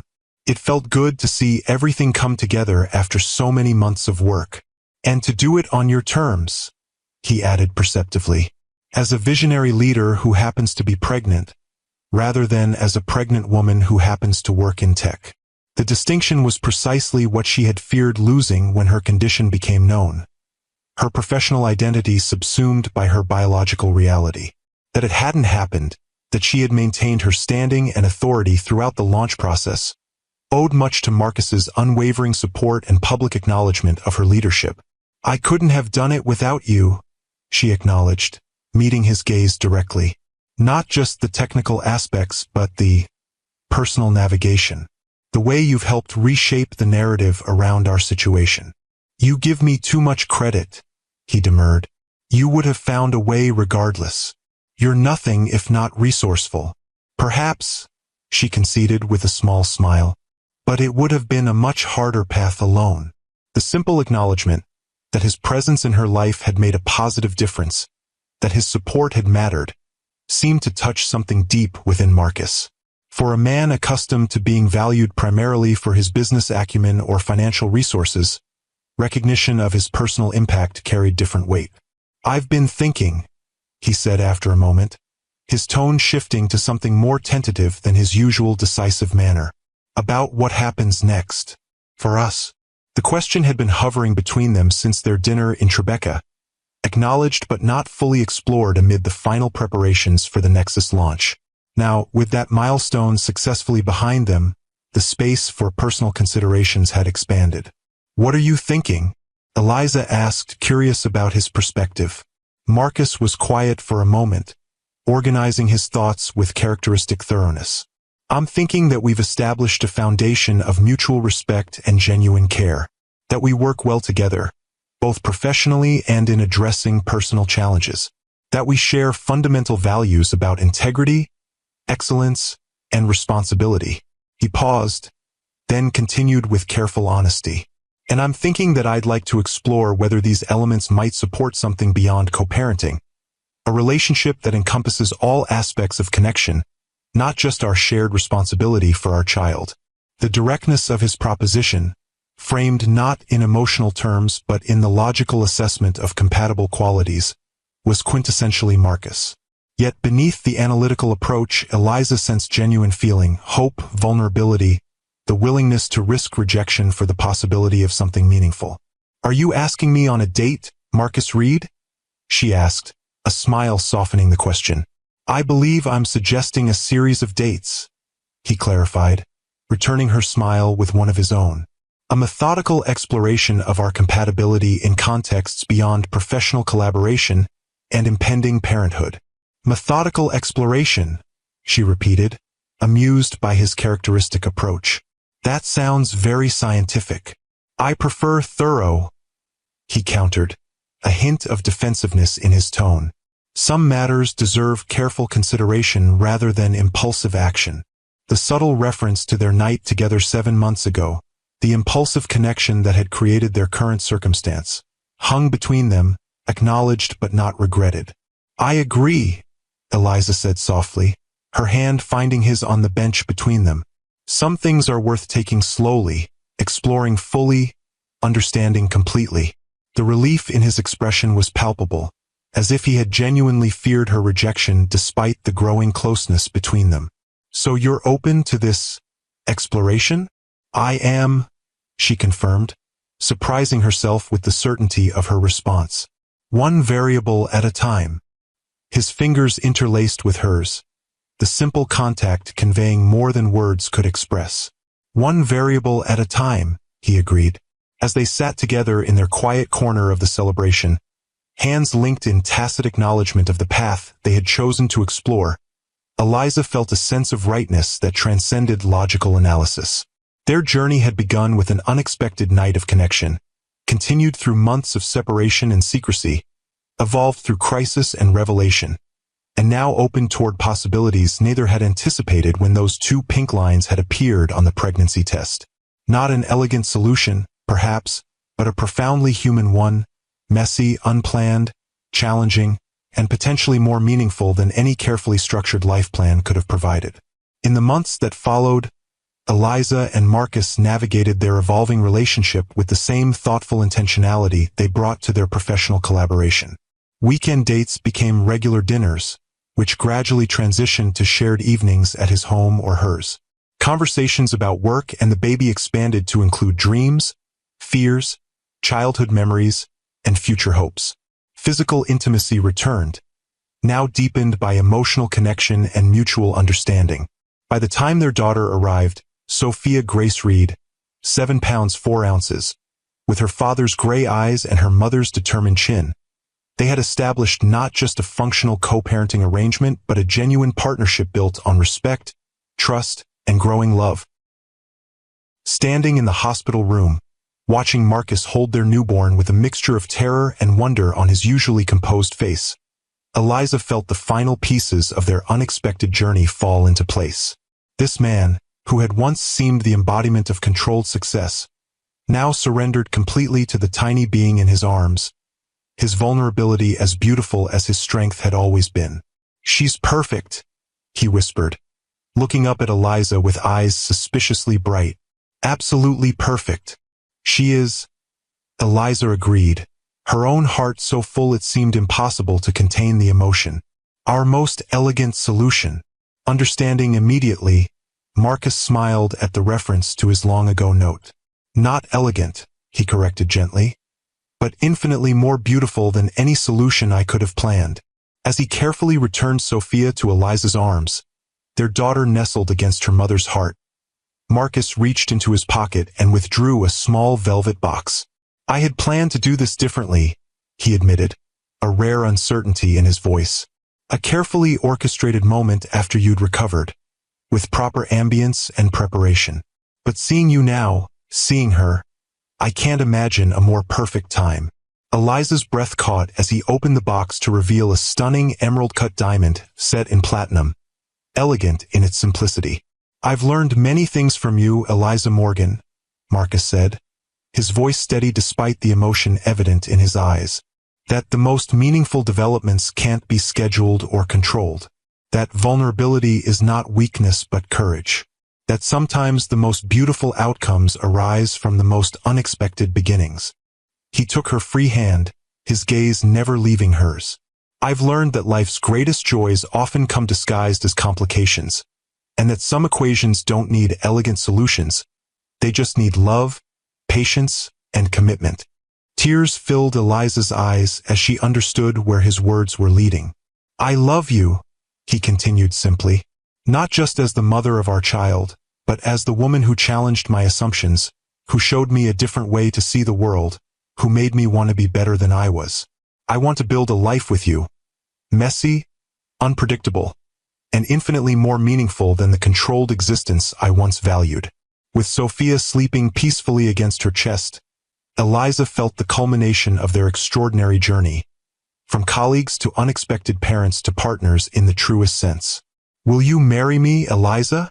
Marcus asked, the question direct and unembellished, just like the man himself. Yes, she answered without hesitation, her heart too full for elaborate responses. Yes, I will, as he slipped the ring onto her finger, then leaned forward to kiss her with exquisite gentleness. Eliza marveled at the path that had brought them here. From that night of unexpected connection, through months of secrecy and fear, through collapse and revelation, through professional triumph and personal growth, each step, each challenge, each moment of vulnerability had led to this perfect culmination. They were married 6 months later in an intimate ceremony in the garden of what was now their shared home. Sophia, dressed in a tiny white dress that matched her mother's elegant gown, was the guest of honor, passed between adoring grandparents while her parents exchanged vows beneath an arch of white roses. I take you not as the completion of my life, Marcus promised, his voice steady and sure, but as the partner who makes me more than I could ever be alone. I promise to value your independence as much as your presence, to support your dreams as fervently as my own, to build with you a family where strength and vulnerability are equally honored. I take you not as the solution to an equation, Eliza responded, her eyes bright with unshed tears, but as the variable that transformed every calculation. I promise to embrace the unpredictability of our journey, to trust in our shared resilience, to remember always that the most beautiful outcomes often arise from the most unexpected beginnings. As they sealed their vows with a kiss, their daughter cooing happily in her grandmother's arms, the gathered guests, family, friends, and yes, even the Pinnacle board members, witnessed the culmination of a love story unlike any other. Not a fairy tale of love at first sight, but a more complex, more human narrative of two people finding their way to each other through challenge and growth, through professional respect and personal revelation. 1 year later, as Eliza and Marcus celebrated Sophia's second birthday and awaited the arrival of their second child, they often reflected on the extraordinary journey that had brought them together.